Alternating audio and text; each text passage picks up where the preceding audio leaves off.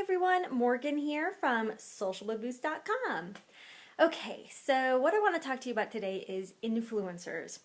When people first get started in social media, they think I have to get connected with the influencers ASAP so that I can get, that really good reputation and I can kind of ride on the coattails of the influencer. Well, that's a really good idea and something that people should be taking account for.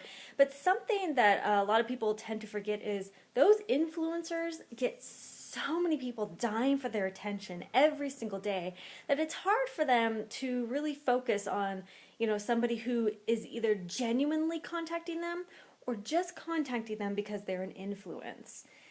You really have to think about how they are in their shoes. Do you want to contact these people because you generally enjoy them and their news and articles and people that they associate with, or are you just contacting them because they have a pretty good following and you hope to, get involved in that following yourself?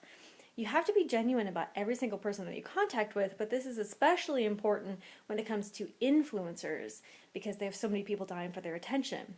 But in fact, it's actually easier and better to get involved with smaller communities and people who don't have such large influence because those smaller communities are usually tighter knit and you can usually get involved with them a lot easier than you can with bigger influencers and people that don't have a lot of time to be talk into each individual person that comes to them, dying for attention.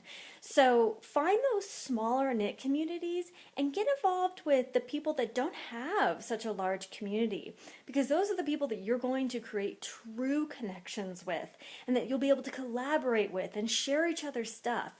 I can't tell you how many times I've connected with people who have smaller communities and they just seem to have more time to connect and more time to share and just are more interested in connecting with other people who have smaller communities than those who are more intimidating, like the larger influencers. Should you never connect with larger influencers? I'm not saying that. I'm saying in the beginning, connect with people who have smaller communities first, and then you can move up to the bigger influencers. So that's all for today, or this week rather.